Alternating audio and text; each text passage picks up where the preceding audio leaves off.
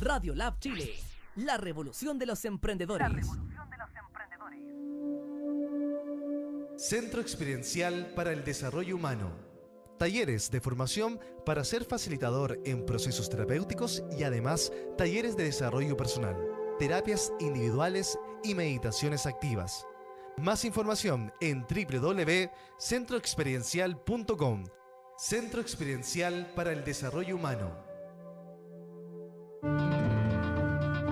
Y el Centro Experiencial para el Desarrollo Humano, a finales del 2020, en noviembre, realizará la tercera formación para ser facilitador o facilitadora en meditaciones activas y pasivas Osho.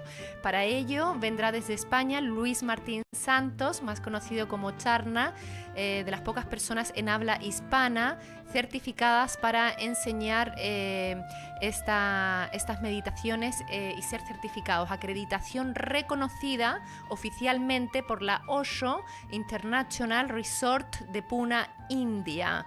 Esto será por 5 días consecutivos, con alojamiento incluido, comidas vegetarianas, en un lugar fuera de Santiago, es de manera residencial. Se abordarán, trabajarán, investigarán las técnicas principales creadas por el gran maestro indio Osho. Para más información, centroexperiencial@gmail.com o llamar al teléfono 569-8899-6232.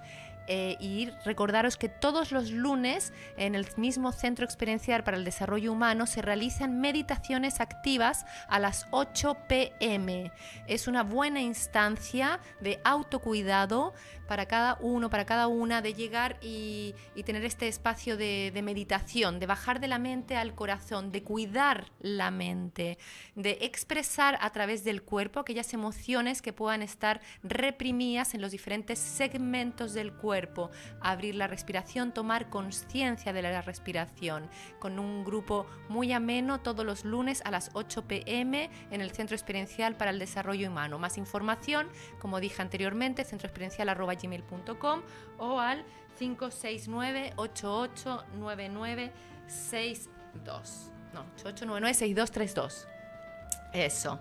Y os doy la bienvenida, comunidad, nuevamente, que me seguís aquí fielmente siempre, que estáis esperando la sorpresa del invitado, de la invitada, de desarrollo personal que estamos siempre buscando para indagar cada vez más en este gran y misterioso mundo que es el ser humano, cómo esta transformación que ocurre, cómo llegar a la verdadera esencia del potencial humano que todas guardamos adentro y que por X razones permanecen mermadas, dormidas en la mayor parte de la cantidad de tiempo que vivimos en esta vida. Y hoy, como es costumbre, siempre os leo algo, y aquí me encontré con este libro que dice Palabras, regalo palabras, tiene un diseño muy bonito, de Cecilia, no sé si se dice Buchot, ilustraciones de Isabel Hojas, y dice así: hemos llegado a la palabra más hermosa, así de simple, la palabra palabra, que viene del latín parábola. Se puede pedir la palabra, apoderarse de la palabra, pasar la palabra, gastar palabras, dar nuestra palabra, repetir palabra por palabra y no soltar la palabra. Hay personas que se comen la palabra y no se les entiende nada. También hay algunas que nos dejan con la palabra en la boca. ¡Qué mala educación! Hay momentos en que no tenemos palabras para agradecer o decir. No queremos perder palabra cuando algo es interesante. También nos gusta tener la última palabra. Hay que tener cuidado con las palabras mayores. Hay veces en que prometemos no decir ni media palabra sobre algo. En pocas palabras, pura palabrería. Y hay refranes muy sabios acerca de la palabra, como a buen entendedor pocas palabras, a palabras necias oídos sordos. Una palabra deja caer una casa. Más vale una palabra a tiempo que 100 a destiempo. Y de palabras en palabras, de este maravilloso mundo que esconden las palabras, que guardan, que atesora cada palabra según la construcción que le damos a la palabra en una frase, que puede tomar un significado, resignificar algo para nosotros, para nuestro cuerpo, para nuestra salud o para el otro, es que tenemos aquí un gran investigador, experto, erudito en la palabra, y no solamente la palabra en castellano, también la palabra en mapudungún, y él es Ciley Mora Penroz. Muchas felicidades, o sea, muchas gracias por estar aquí. Por supuesto, hay felicidad también si uno comparte la palabra. Gustoso acepté esta invitación de hablar sobre la energía de la palabra, que en los idiomas indígenas tiene algo especial. Y con muchas palabras estuvimos Ciley y yo hasta el día de hoy, porque nos costó llegar a juntarnos desde el comienzo del programa, que yo tenía interés en traer a Ciley Mora, y palabras iban y palabras venían por los WhatsApp, que es un lugar de palabras, que no sé qué pensarás tú a través de qué sucede con el WhatsApp y las palabras, que a veces trae malos entendidos. Sin duda, el lenguaje es fuente de equívoco, ¿no? La palabra es fuente de equívoco. Por eso que la intención de la palabra es clave, ¿no? La fuerza anímica con la que tú le dotas a la palabra. Porque una palabra incluso fea, ¿no? Un insulto, si lo dices con la intención anímica de cariño, te resulta agradable, ¿no? O sea, la intencionalidad, la fuerza de quien la emite es decisiva en la palabra. La emoción que hay detrás de la palabra. Eso es. Y con palabras voy a describir a Ciley Mora para la comunidad nuevamente, que no lo conocen. Admirador de la cultura indígena, sobre todo la mapuche, oriundo de Coihueco, provincia del Ñuble. Coihueco, que busqué en el diccionario, significa agua de Coihue. Claro. Hoy día es región del Ñuble, ¿no? Región del Ñuble. Dice que en 1967 comenzaste a escribir y hasta la fecha llevas escrito 27 libros. Ciley Mora, experto en educación, etnógrafo, filósofo, un profundo investigador de la cultura mestiza, pionero del despertar cultural indígena que significó el rescate y valoración del aporte étnico mapuche en la cultura y antropología social chilena. Ha enseñado latín y griego en la Universidad de Chile, fue también profesor de lógica, aprendiendo a pensar, y también de ética. Ha dictado cursos como la cosmovisión y lenguaje mapuche y creador de la ontoescritura. Muy bien. Solo señalar que fui profesor de la Universidad Católica, no de la Chile, ¿no? Eso es verdad, católica. Para ser precisos. Muy bien. Y te hemos traído aquí, Ciley, a través de la palabra, para ahondar en la palabra. Y hay una palabra que en este momento está en boca de la mayoría de los chilenos, de los chilenas, que es despertar. Y que también sé que, según la cosmovisión mapuche, el despertar es muy importante en la vida del mapuche. Leí por ahí que habían muchos verbos también que venían de esta palabra, y que los mapuches mencionaban que una persona podía ser necia por no haber despertado a tiempo. Sin duda, mira, justamente el concepto de despertar, o esa praxis que implica, ¿no es cierto?, el despertar, es central en la cultura mapuche. Yo diría que si hablamos de espiritualidad mapuche, el despertar es el concepto eje, ¿no?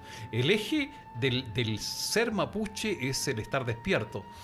La primera lección que yo aprendí con mi maestra en la Araucanía en los años 80, muchos años atrás, era Chepelay Misuam, un lema, ¿no es cierto?, que los guerreros antiguos, me decía ella, era fundamental, ¿no? Y no solo los guerreros de antes, sino los de ahora, que su significado es, ¿no?, mantén la mente despierta. Ten tu mente despierta, ¿no? Porque la mente despierta es sinónimo de ser humano, ¿no? Es sinónimo de espíritu, ¿no? La persona se percibe con espíritu, es decir, espiritual, si está despierto. La persona embotada, somnolienta, la persona que vive en la ensoñación, en la rutina, en la rumia mental, esa es candidata, por ejemplo, si no está despierta, a enfermarse, ¿no? Y aquí hay otra idea fundamental del mundo antiguo mapuche y del mundo actual mapuche. Si tú te entregas a al dormir, digamos, al dormir con los ojos abiertos, ¿no? Si te entregas al embotamiento de la vida cotidiana, a la rutina inconsciente, ¿no? Eres candidata o candidato a la enfermedad. La enfermedad se produce a causa que tu yo despierto se desplazó, se queda dormido el centinela y, por supuesto, entra desde afuera el mal. El mal significa el obrador desde afuera. Huecufe, en Mapuzungún, significa el que obra por afuera. Y claro, va a obrar por afuera cuando el ser interno, el inche, el yo, se queda dormido y por lo tanto se desplaza y parásitamente entra una energía que es el mal, ¿no? El mal entonces es una energía parásita a causa de haberse dormido el yo. Y ahí estamos en el territorio de la enfermedad. Por lo tanto, será necesario que venga un chamán, venga la machi, venga una mujer o un hombre con poder y con la palabra, con la fuerza de la palabra, cantada, gritada, acompañada de instrumentos musicales, te reinstale, ¿no? la energía del yo, para que el yo empiece a comandar este cuerpo que había quedado sin timón rector. Grosso modo, eso es el concepto de enfermedad y de recuperación de la salud a través de hacer despertar o reinstalar al yo que se quedó dormido. También tenía entendido con respecto a esto que tú estás hablando de la enfermedad, que en el Mapudungún no existe la palabra enfermedad o no se usa como tal. Los niños tampoco escuchan esta palabra, es algo como que no está presente. Importante no mencionarla, claro, porque sería una huesa sungún, una mala palabra, hablar del nombre de una enfermedad. Entonces hay una estrategia antigua muy, muy interesante, muy perspicaz del mundo mapuche, de no inventar la palabra enfermedad.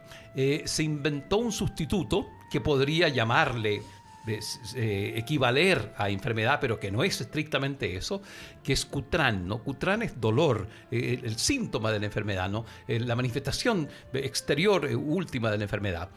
Pero no, en el sentido estricto no existe el concepto de enfermedad, porque si existiera a través de una palabra sería conformar un estado de enfermedad.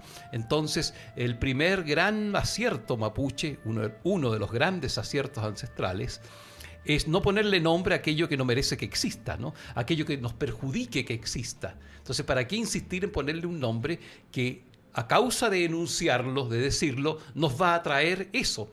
Tú mencionabas algo de los niños. Se cuida hasta el día de hoy en las comunidades indígenas, no solo mapuche, sino en todo el ámbito indígena latinoamericano, de no hablar de enfermedades, ¿no? Delante de los niños. Porque como el niño no tiene conformado su espíritu, su yo, no tiene conformado su individualidad, es fácil que la energía, el espíritu, ¿no es cierto?, en minúscula, de las enfermedades que ya tienen nombre en nuestra cultura occidental, se instalen como energía parásita en los niños. Entonces, y ahí empiecen a operar.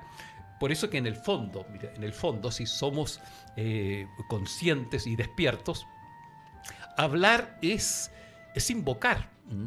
Hablar es hechizar, ¿no? Hechizar la realidad. Uno hechiza con el habla, ¿no? Es decir, convoca la sustancia energética de lo enunciado y lo instala en el otro que escucha, ¿no? Es algo muy delicado el hablar. Entonces habrá que estar muy despierto para no dejarte hechizar con la palabra, ¿no? Y de ahí todo está tan conectado, ¿no? Los viejos indígenas, hombres y mujeres, tenían un refrán importante para no dejarse hechizar con la palabra, que era la expresión rehuele la itatí. Eso significa, no, eso no es así nomás. Cuando uno escucha algo, ¿no?, conviene el beneficio de la duda, conviene no estar plenamente receptivo, sino analítico. En el fondo, usar el raquisuam crítico, el pensamiento crítico.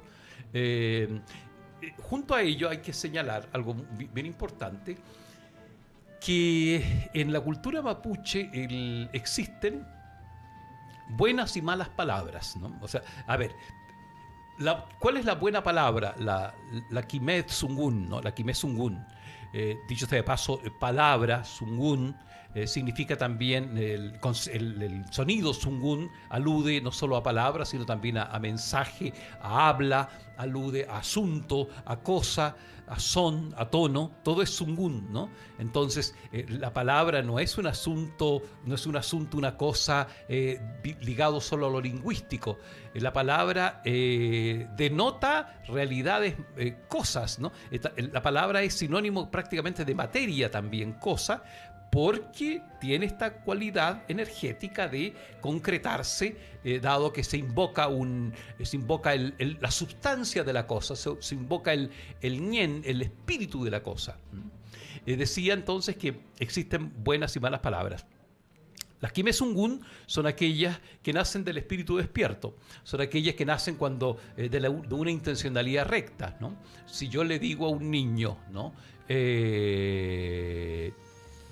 Despierta, niño, y aunque se lo diga con energía y hasta con enojo, puede ser es de hecho una buena palabra porque apunta a un remesón, ¿no? También toda palabra es buena si el efecto contribuye justamente a este despertar, a este remesón, a este salir del estado de duerme vela, ¿no? De rutina, de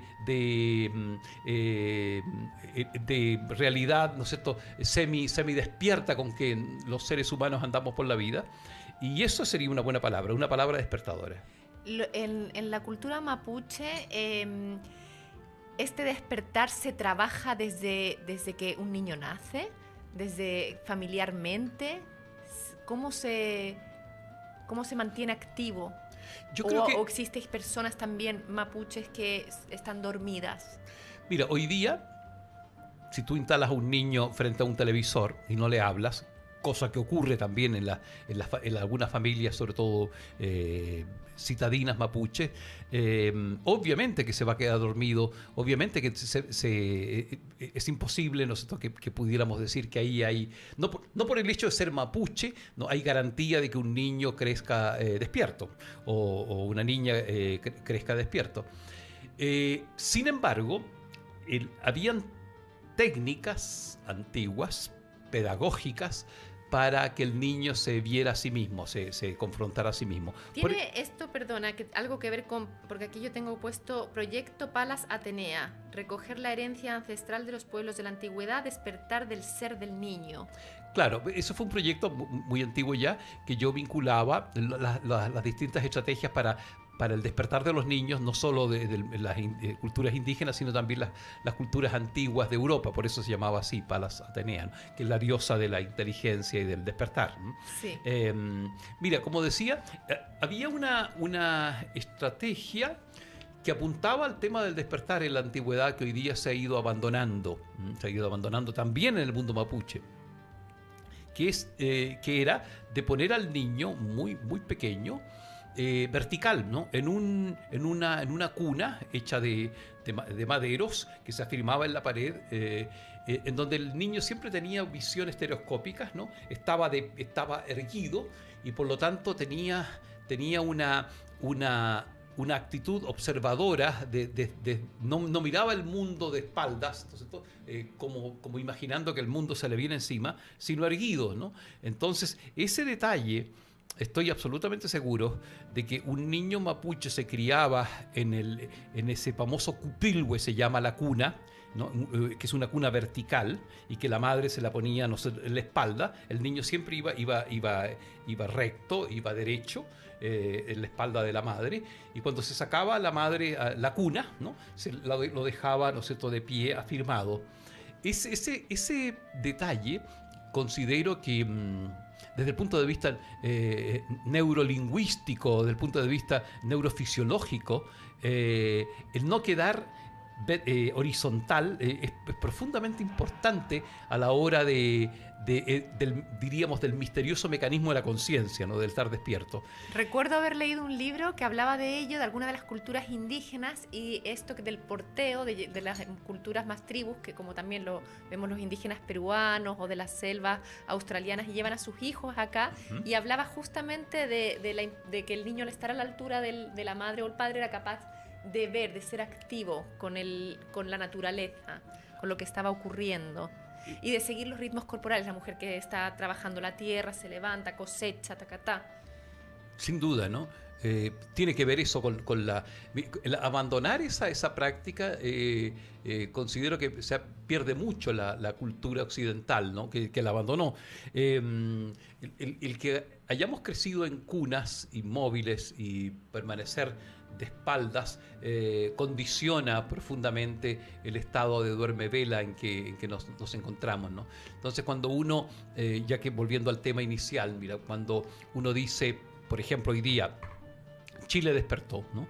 Es un comienzo del despertar. Chile salió de la burbuja, ¿no sé, todo del espejismo que le daba, no sé, todo el consumismo, o qué sé yo, o el espejismo de los malls, ¿no? Ese es es un pequeño remesón para asumir que estamos pero profundamente empantanados y llenos de la niebla, ¿no es cierto?, de las ideas que no son nuestras, por ejemplo, llenos de la niebla del colonialismo, ¿no?, que nos han metido la publicidad, la escuela, los libros, etcétera, etcétera, la tradición que la hemos tragado, no la hemos deglutido, ni menos analizado.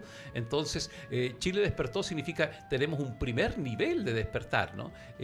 Más profundo. El mundo mapuche tiene al menos, ya lo aludías tú, 14 verbos que equivalen como a niveles del despertar, ¿no? A grados, estadios en el despertar, ¿no? Porque no es lo mismo, por ejemplo, despertarse de una borrachera o salir del sueño de la noche ¿no es cierto?, al fenómeno de despertarse cuando uno se da cuenta de un engaño, ¿no? O cuando uno abruptamente percibe de golpe que estuvo equivocado, o cuando descubre que no ha sido compasivo con alguien, ¿no?, que ha sido injusto. Son otros tipos de despertar, ¿no?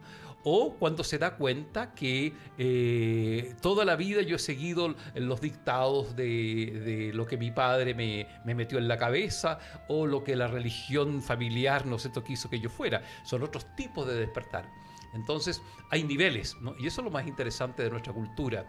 El idioma mapuche tiene estos niveles de conciencia que, por supuesto, lo clave es la observación. Mira, la observación de la niñez. Hay un concepto mapuche que es precioso y que es la palabra inarrumen, está contenido en esa palabra. Inarrumen es observar, darse cuenta, ¿no?, y cambiar, ¿no? Porque no es un mero observar por observar, sino un darse cuenta, ¿no? Un darse cuenta. En el fondo es una autoobservación. Porque lo que en psicología se llama awareness, como un darse cuenta desde el clic ese de me di cuenta, como, exactamente, como la Gestalt, que lo usa mucho. Claro, porque si no ocurre ese clic, no hay un cambio, ¿no? Solamente puede haber cambio cuando uno se le gatilla algo y se autorrefiere, ¿no? Y se ve a sí mismo desde afuera, desde la vereda de enfrente, ¿no? Entonces, todo eso está contenido en esa riquísima palabra mapuche inarrumen, que podríamos llamarla, es como un equivalente al moderno mindfulness, ¿no? Al presencia plena dentro de mí, porque ese es el que verdaderamente se da cuenta, ¿no? Ya ves tú, mira, ya que lo menciono, la cultura chilena ha perdido mucho, enorme, con desfasarse de su tradición indígena. Tendríamos una tradición riquísima de cultivo personal, de desarrollo personal, si conociéramos los conceptos que están debajo de las palabras nativas. O sea, con lo que mencionas, me llega a que, por ejemplo, la herramienta, la técnica de la meditación que viene de Oriente, que bueno, ahora con occidentalmente se ha puesto este nombre de mindfulness y está muy de moda. O sea que esta meditación ya venía ancestralmente desde la cultura mapuche. Claro, expresada, no existe estrictamente hablando la palabra meditación, pero el equivalente es la observación profunda, la observación, ¿no? interiorización de lo vivido, ¿no? Generalmente el mundo mapuche es profundamente reflexivo porque debe estar conectado consigo mismo para, por ejemplo, saber qué significa lo que se me aparece en el camino, ¿no? La observación debe llevar, y de hecho así lo hacía, inmediatamente a una reflexión, a una introspección para percibir qué mensaje me quiere decir la naturaleza cuando escucho ahora un grito, un silbido, cuando me canta al lado izquierdo un ave agorera, o al lado derecho, ¿no? Cuando imprevistamente una serpiente, una culebra asusta a mi caballo, cuando me olvido de algo que dejé en casa, ¿no? Todo habla en la naturaleza, ¿no? Ese es otro concepto muy mapuche, que la naturaleza tiene un lenguaje, ¿no? O sea, la naturaleza también te está despertando a nuevos conocimientos o sabiduría o maneras de actuar o de ser. Así es. Con el otro o con tu vida misma te entrega señales. Sin duda, señales que tú debes saber decodificar, ¿no es cierto? Tienes que tener, hay una palabra que se señala esto, ¿no? El pasungun, ¿no? O sea, tener capacidad de interpretar los signos de o señales de la naturaleza. Pegutugun es, ¿no es cierto?, otro concepto muy profundo y hermoso, que dice relación con el modo como me habla la naturaleza, ¿no? El repertorio de lenguajes que la naturaleza me muestra y que yo debo tener capacidad de interpretar, de tener el pasungun de eso, ¿no? Por tanto, nadie va a tener sabiduría. O sea, requiere de mucha sabiduría, de mucho conocimiento. Eso es. Y esa sabiduría el niño la va adoptando del consejo, del guilam, del abuelo, de la actitud de los padres cuando dejan de ser impulsivos y primero escuchan, observan, callan y esperan, ¿no es cierto?, la oportunidad adecuada para actuar, ¿no? O sea, el abuelo tiene una significación muy importante dentro de la familia. Así es. Cosa que occidentalmente, en general, no es así. Así es, el abuelo y la abuela. El respeto a los mayores, ¿no? A los huifiquechenos, a los ancianos, a los ancestros. Porque siempre de ellos el niño espera el consejo, la recomendación, ¿no? O la amonestación, y la abuela es portadora, ¿no es cierto?, también, en el caso de la niña, de algo importante, de un espíritu. Estoy eludiendo al tema de la elección de machi, ¿no? Siempre la niña que es llamada a ser machi lo hace porque el aviso le viene propiciado generalmente del espíritu de la abuela que se fue, ¿no? O de una bisabuela, ¿no? Generalmente las machis reciben el signo de ser llamadas desde la bisabuela, ¿no? que le habla. Que le ha entregado este don. Con el despertar hay otro concepto que es en el dormir. En el dormir aparecen los sueños, también como señales, como oráculo quizás, y que también les ayuda a ese despertar, a tomar una decisión en un momento dado. ¿Cómo se ve eso? ¿Cómo se...? Sin duda, mira, el peuma, el sueño, sí, es un insumo para el análisis de la realidad, ¿no? Para el puntufuntun, no sé, para el análisis, el autoanálisis. Hay una palabra incluso en mapuche para señalar el autoanálisis. El sueño es un insumo, dije, porque entrega un repertorio de señales oníricas, en este caso. Entrega un repertorio de claves que, si yo no lo sé interpretar, tendré que consultarlo de nuevo a los ancianos. ¿Qué significa haber soñado O sea, es un dormir, pero un dormir despierto, por así, o sea, un dormir de descanso, pero con un propósito. Exactamente, no se Con trata una de... atención a los mensajes. Es un dormir para aprender, eso es, ¿no? Es un dormir para ilustrarse y para guiarse por el camino de la vida, ¿no? El sueño. Muy de la teoría junguiana, por así decirlo, de esta teoría más occidental de la psicología junguiana. Sin duda, lo onírico, ¿no? Presenta nosotros claves que te resuelven salir del laberinto de la vida, de los problemas.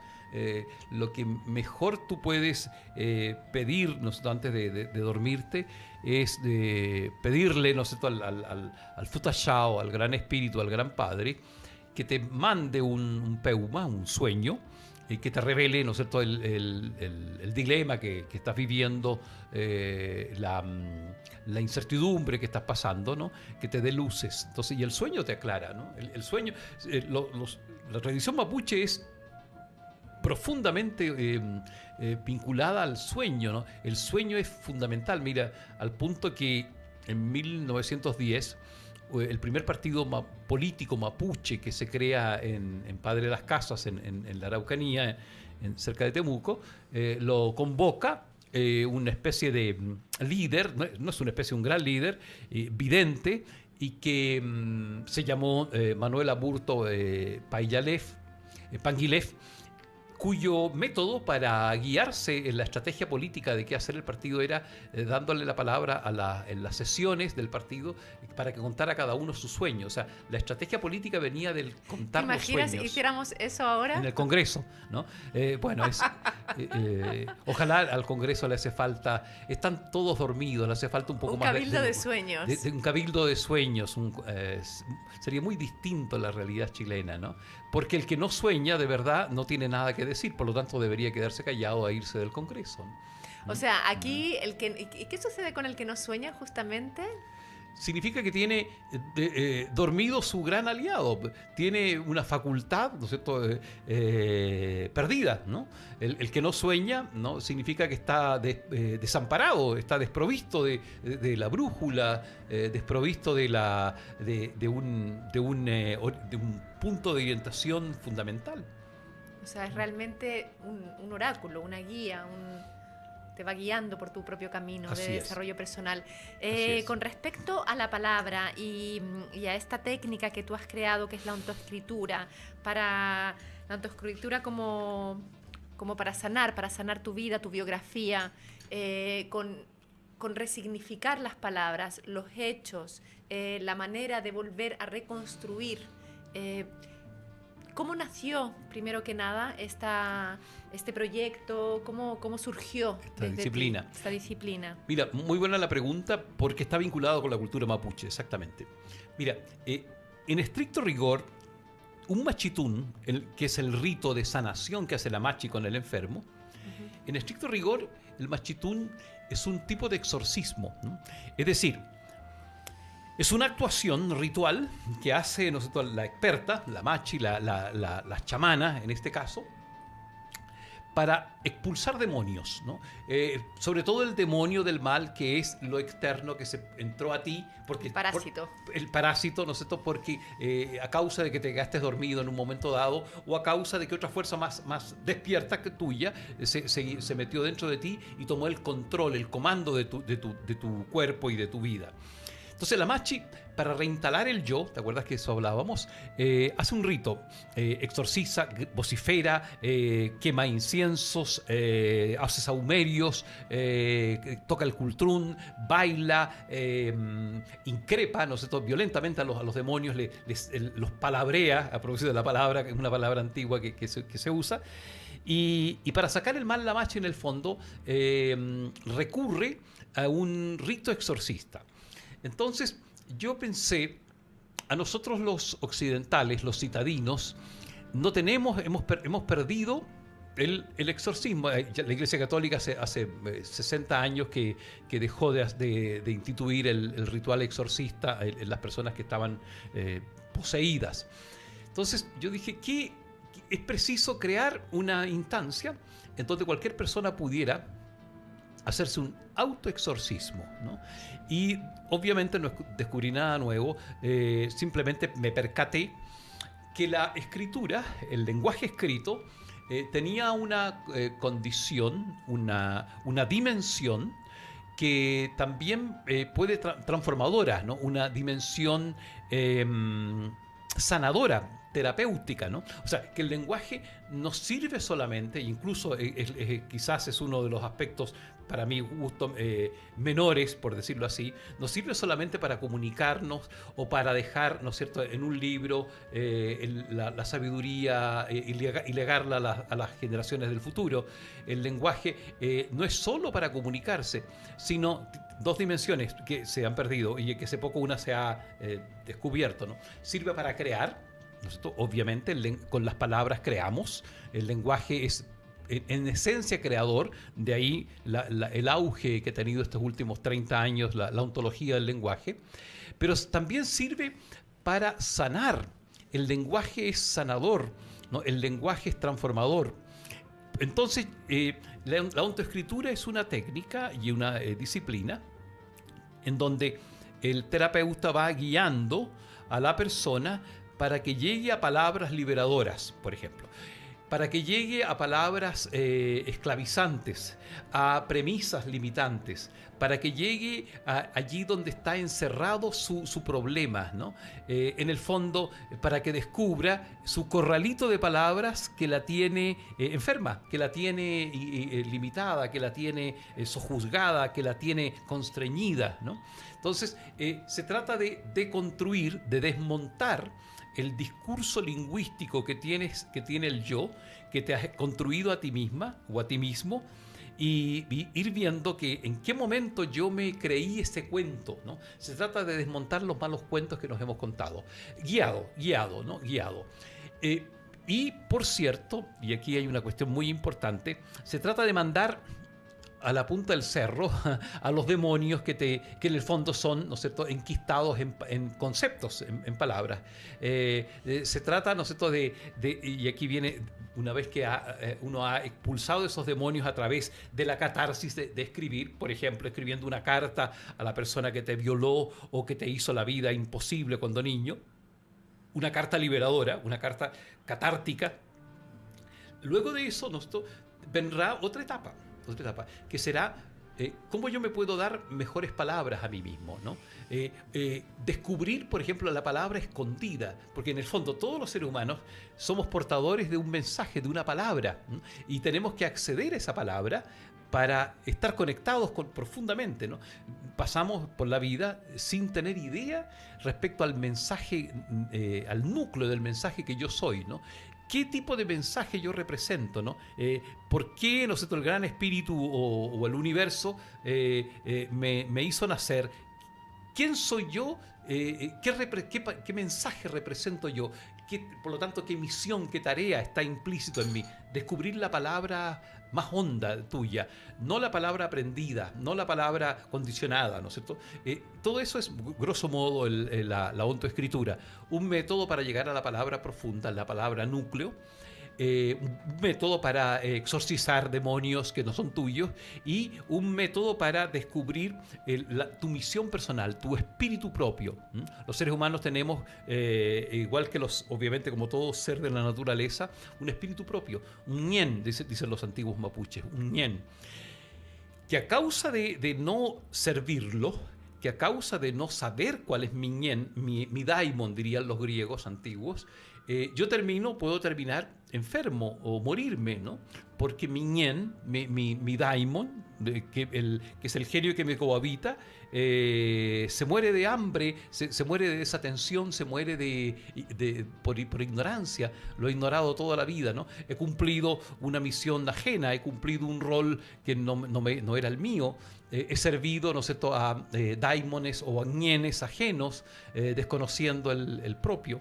Grosso modo, eso es la ontoescritura. Y con respecto al ñen, ¿cuál es tu ñen, Silei? Mi ñen, parte importante de mi ñen es ayudar a que otros descubran el suyo, ¿no? Descubran su propio ñen, ¿no? Ese es mi ñen. Mi ñen es también facilitar, y en eso estoy ahora, a que Chile descubra el ñen de país, ¿no? Porque soy chileno, entonces a que Latinoamérica descubra su ñen propio, ¿no? Es decir, su ideología, su palabra, aunque la palabra ideología no está tan correcta, pero que descubra el mundo interno hecho de mensaje. Ayudar a las personas a deconstruirse, y en los países, en un país como una comunidad como la chilena, a que se descolonice, que se saque los mensajes ajenos que le han colgado y que por estar dormidos los chilenos no los hemos creído, y profundice su misión propia. Ese sería mi ñen. Bonito tu labor de servir. Inmediatamente mi mente occidental busca encontrar palabras entendibles para mí.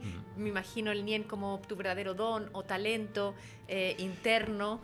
Mira, es más que eso. Es más que eso. Se puede hacer el paralelo con la palabra daimon que le he mencionado. Mira, para los griegos y para Sócrates, por ejemplo, Platón habla mucho del daimon. Para los griegos antiguos estimaban que todo ser humano, cuando preexistió en el topos uranos, en el mundo de arriba, junto al mundo inmaterial de los dioses, ¿no? Antes de venir al mundo, decidió el alma de cada uno, decidió bajar a este mundo con un gemelo invisible, ¿no? El alma escoge un gemelo. Ese gemelo los griegos le llamaron daimon, ¿no? Que la palabra daimon de ahí viene demonio, pero no en el sentido cristiano que después se le agregó la connotación de satánica, ¿no? Demonio en griego original era simplemente el genio interior, ¿no? El compañero invisible del alma. El alma escoge una misión, ¿no? Aunque la palabra misión queda corta, ¿no? Escoge un genio compañero del alma. Encarna el alma en nuestra madre, y cuando el alma se corporaliza, es decir, se baña en el lago del olvido, ¿no? En el lethé, decían los griegos, que es en el fondo, en el líquido amniótico, la placenta de nuestra madre, olvida ese compañero, ese ñen, ese daimon, ¿no? Ese genio que uno escogió en el otro mundo. Y al nacer uno tiene que descubrirlo por sí mismo, o si no, frustra la existencia, ¿no? Entonces, el daimon es más bien el genio que te cohabita, es mucho más que la misión. No solo la misión es tampoco es menos es la profesión, ¿no? No tiene es que tu ver verdadero con ser. el verdadero ser, aquello para lo cual tú deseaste y elegiste encarnar, ¿no? Aquello para venir a ser aquello para lo cual tú decidiste bajar a este mundo de la materia, ¿no? Por ejemplo, Platón hablaba ahí que un gran rey, ¿no es cierto?, cansado de tantas veces reencarnar como rey, decidió escoger un daimon que estaba ahí olvidado en un rincón, que nadie lo tomaba, de labriego, de campesino, porque él quería desarrollar, para completar su alma, la labor simple y oscura, anónima de un campesino. Entonces uno de eso se trata, ¿no? De escribir para descubrir tu verdadero ñen. En este caso yo lo particularizo en nuestra tradición mestiza indígena, que sería el equivalente al daimon, ¿no? Escribir para contactarte con ese genio, ¿no? El que tú escogiste en el otro mundo, y como razón para existir aquí. Y eso ocurre, este es un taller, una práctica que tú llevas haciendo muchos años, creo que desde el 2002 aproximadamente. Así es. Las personas que han participado de tus talleres han logrado este proceso de transformación, se han encontrado con su ñen, de repente han dejado su vida que tenían para cambiar a otra vida. ¿Con qué te has encontrado? Duda. Mira, hay distintos niveles, ¿no? Hay esbozos, huellas del ñen dormido, ¿no? Y las personas toman un hilito y de a poco ellas lo deben ir desarrollando. Casi siempre ocurre eso. Nadie se va desprovisto de una pista, ¿no? Por lo menos en los talleres alguien encuentra la pista de su propio ñen, ¿no? Y para eso sirve mucho procesar la vida, procesarla por escrito, ¿no? Hay ciertas preguntas, por ejemplo, el ñen siempre tiene que ver con aquello que profundamente, que me estremece sutilmente, ¿no? O sea, tiene que ver con el gusto hondo, más bien con el gozo, no con el placer, sino con el gozo. Por ejemplo, tiene que ver con aquello que yo haría toda la vida aunque no me paguen, por ejemplo, ¿no? Tiene que ver con aquello que yo viviría todos los días con renovado gozo, aunque no sea mi obligación, ¿no? Aquello que hace florecer mi alma, ¿no? Aquello que le da sentido, y no solo florecer, no solo que me gusta, sino que le da sentido. Mira, y esto es tan importante que el cristianismo original, inicial, fue negando esto del ñen, ¿no? Porque usó esta estrategia maestra de llamarle daimon, traducir daimon como demonio, y demonio asociarlo a Satanás, ¿no? No habría sido necesario, incluso ni siquiera, la confesión de los pecados, si tú tienes claro tu ñen, ¿no? Porque vivir en función de ti mismo, ¿no? Entonces allí hay harto paño que cortar con respecto al cristianismo. ¿Por qué no cultivó el tema del ñen? Porque el que vive el ñen se hace autorresponsable. Y tengo otra pregunta con respecto a eso, porque estamos hablando de escribir para sanar. Correcto. Pero y a la vez aquí se está encontrando el propio ñen, tu propio como qué hacer en la vida, tu propio esencia vital. ¿Qué pasa cuando han habido las historias horrorosas, de desgracias varias? Primero se trabaja eso, se reescribe eso, se resignifica eso, o mientras lo estás haciendo te puedes encontrar con este ñen. ¿Cómo se entrecruzan el pasado, el dolor con este ñen?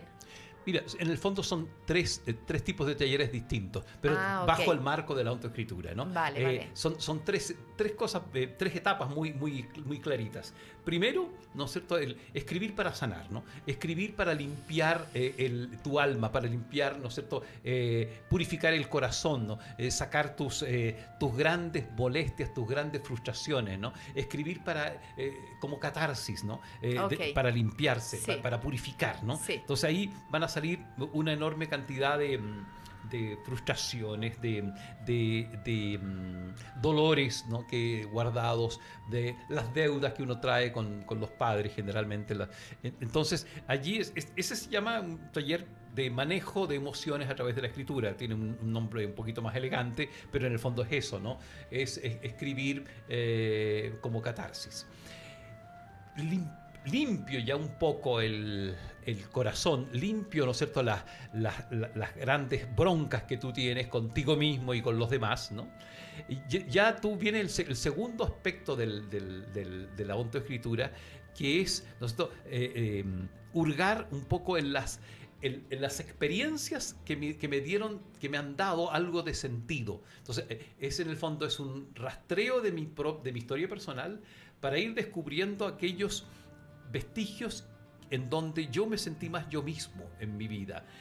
Aquellas experiencias a veces pequeñas, muy sencillas, simples, pero que yo las porque nuestra cultura sí lo ha dicho, las he desechado como poco importantes, como insignificantes. Entonces, ir tomando esos indicios, de esa voz del daimon o del ñen, para empezar a reconstruir el sentido de mi vida. Otro taller es de frentón, ¿no?, pistas para descubrir el daimon, ¿no?, o el ñen, ¿no? Cómo rastrear mi propio daimon y mi misión personal, ¿no? Y una cuarta etapa de la autoescritura, que es una de las bases importantes, es aprender a resignificar, ¿no?, a recapitular la historia personal, ¿no? En el fondo, a descubrir ese hilo rojo de sentido vital, ¿no? Ir descubriendo que mi vida, aunque haya sido dura y angustiosa, aunque haya sido pobre, aunque haya sido como haya sido, tiene sin duda, ¿no?, un libreto, un guión que yo no he tenido acceso a él. Entonces, esa sería la cuarta etapa de la autoescritura. aprender a resignificar mis experiencias, ¿no? Y aquí, ¿no es cierto?, viene lo maravilloso, ¿no es cierto?, vienen varias conclusiones, como por ejemplo quizás la más, para mi gusto, la más potente conclusión que uno puede sacar de un curso de autoescritura, es que toda experiencia, ¿no?, por más dura que ésta sea, toda experiencia, ¿no?, cambia en el acto de ser narrada, en el acto de ser escrita, ¿no? Es decir, el pasado es revocable, el pasado se puede cambiar, ¿no? Esa es la gran noticia de la autoescritura, ¿no? El pasado se puede cambiar porque como el pasado no es pasado, sino que todavía vive en ti, modificando el modo de narrar ese pasado, ¿no?, aportándole otra luz, ¿no?, cambia el pasado, se tiñe de otro color el pasado. Entonces es revocable. Entonces la experiencia, y es casi exactamente, mira, como ocurre con esos bisturís eléctricos que operan los médicos, o a veces por frío.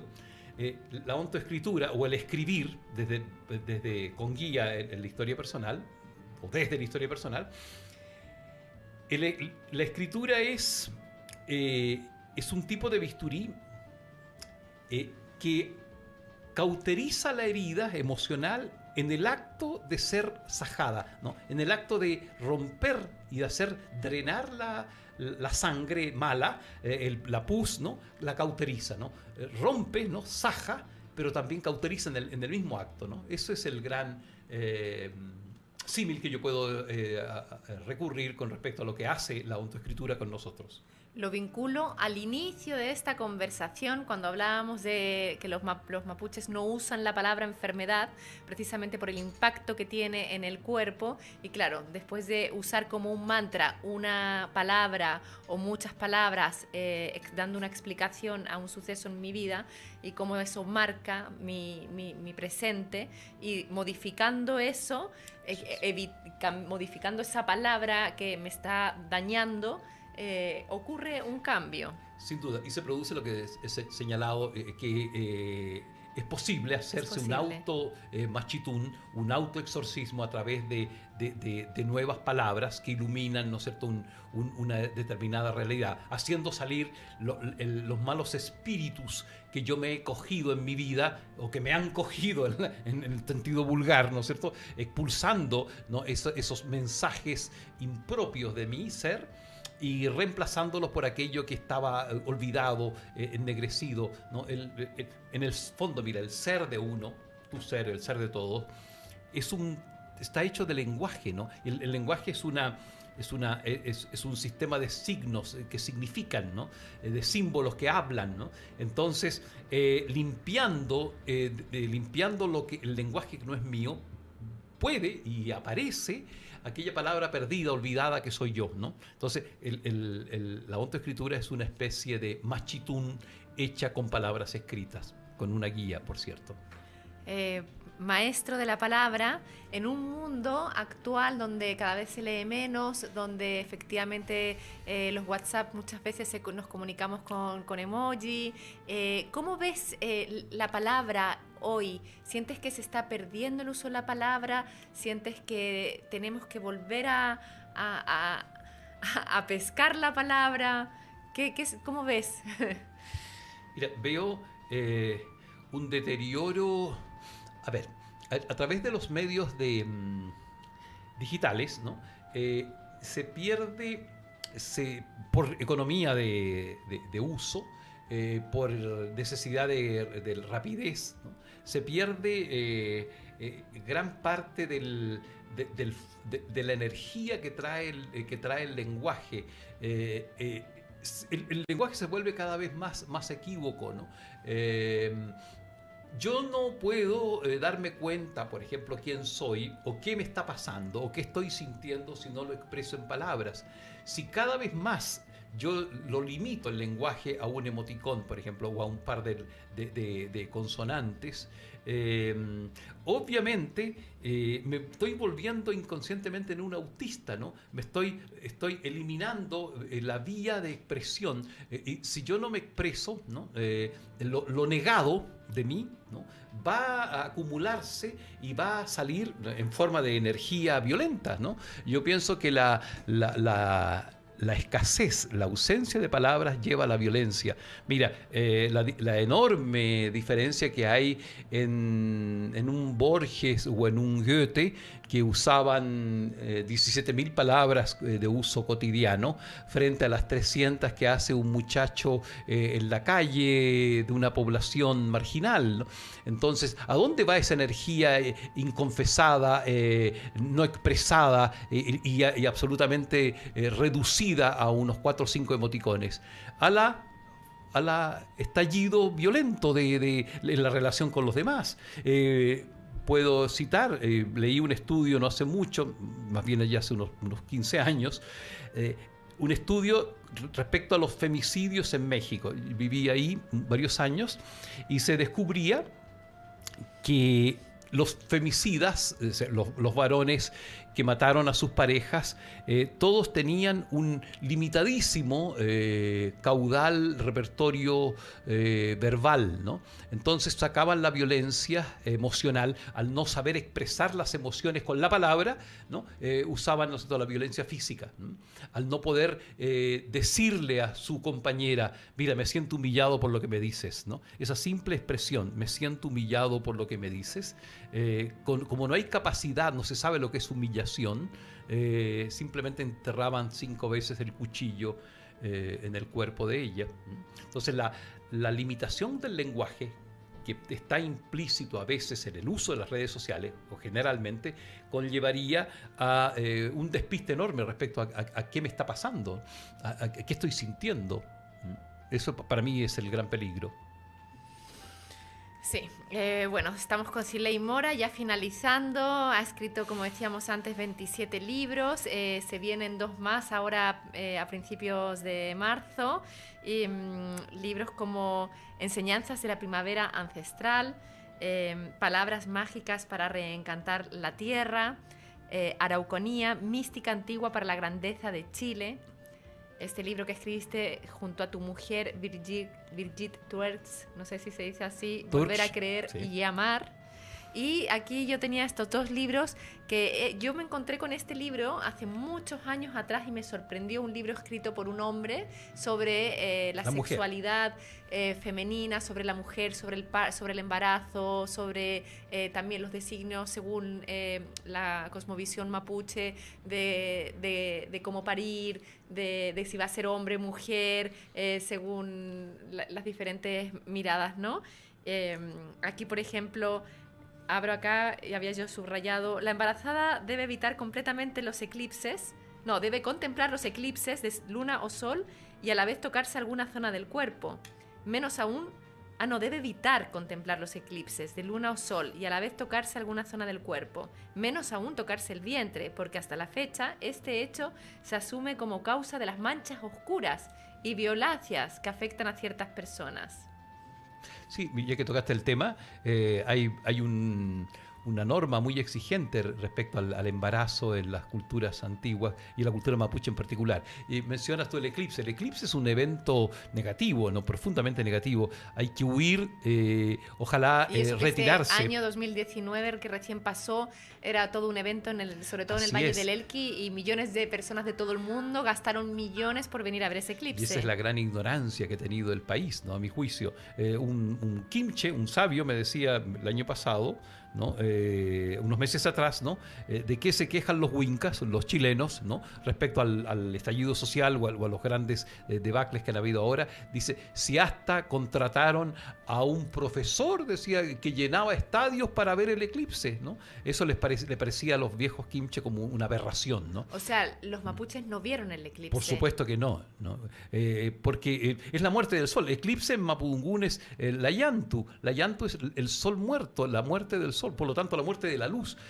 ¿Cómo puede ser bueno un evento en donde se priva la luz? Si la luz, ¿no es cierto?, se interrumpe, es más, hay que evitar que por todos los medios de que tú te escondas del eclipse para que tu luz, y hay que encender una luz, una vela, un fuego, para así suplir, ayudarle al sol en esa hora angustiosa en donde es muerto el sol, ¿no?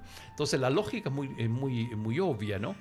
Usa mucho la lógica en este libro también en relación a la naturaleza, relacionando los ciclos, como por ejemplo también la menstruación, la vinculación oculta entre el ciclo de la mujer y el ciclo del mes lunar, que la palabra en mapudungún es cuyentún, que significa acción de la luna, el proceso cíclico persistente tun y de la luna cuyentún.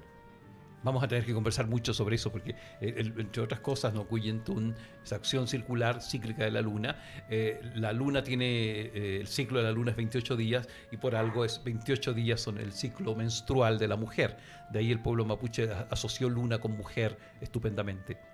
¿De dónde nace este interés en profundizar en el ciclo de la mujer, en la sexualidad de la mujer?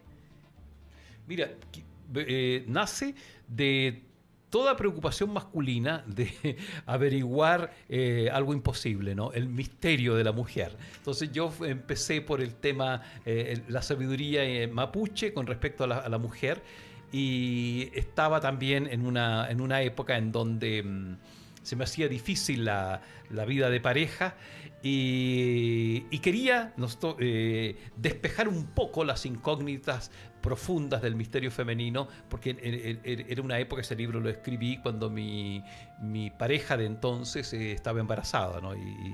Y decidí poner en práctica, por ejemplo, aunque esto daba pie para otra entrevista, realizar un rito, un pequeño secreto, para que tuviéramos un hijo varón, ¿no? Y me resultó, tenía dos hijas, y esta vez usé, y que aparece en el libro ahí, los distintos secretos para decidir el sexo del niño, y así se dio. Sí, no, está lleno de secretos, de esto, de la relación con la naturaleza, de medicinas, de hierbas que ayudan. Realmente un misterio. O sea, yo creo que muchas mujeres después quedaron rendidas a tus pies, porque un hombre que está en conocimiento y en conciencia de los ciclos naturales de la mujer es como algo insólito el día de hoy. Al menos hay una que está más o menos rendida, se resiste, y estoy contento por eso. Una rubia alemana te trajiste, de sí. Europa. Te invito ahora, Silei, Sí. a encender esta velita, Muy bien. enviándole un mensaje a nuestra comunidad nuevamente, a la gente que nos está escuchando, Un mensaje con la palabra, me imagino, ¿no? con la palabra. Pues bien, el mensaje es que el fuego va a ser el elemento que no hay que descuidar jamás, porque representa justamente al ñen, representa al espíritu despierto, representa al daimon, ¿no? Y sobre el fuego que uno cultiva, la pasión profunda que uno cultiva, que debiera ser la que corresponde al ñen o al daimon, a través de eso vamos a ser juzgados, ¿no? En el último momento, frente a la divinidad mujer que nos va a evaluar el alma, la Chempilcahue, frente a la isla Mocha, nos va a hacer la pregunta sobre el fuego. Entonces, el mensaje es cuidar el propio fuego, cuidar la pasión interna, descubrirla primero y no dejarla que se apague ni siquiera, sobre todo, nunca, ni menos el último momento de nuestra vida. Ese es el mensaje. Muchas gracias.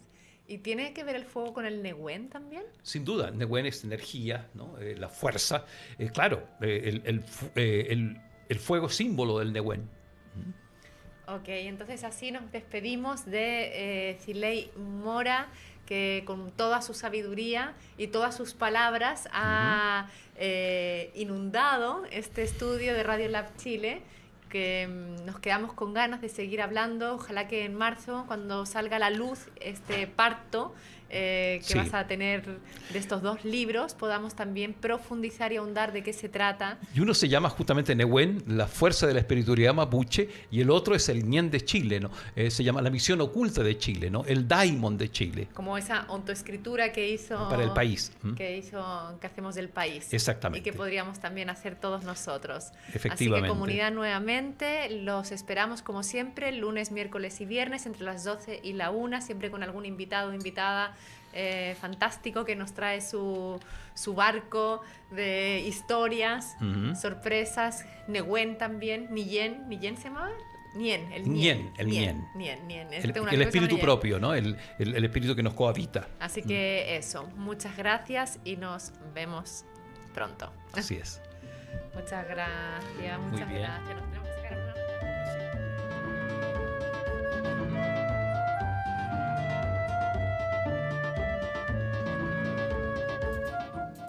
Este programa es presentado por Centro Experiencial para el Desarrollo Humano. No pierdas más tiempo. Con Radiolab Chile crea tu emprendimiento ahora. Radiolab Chile, 24/7.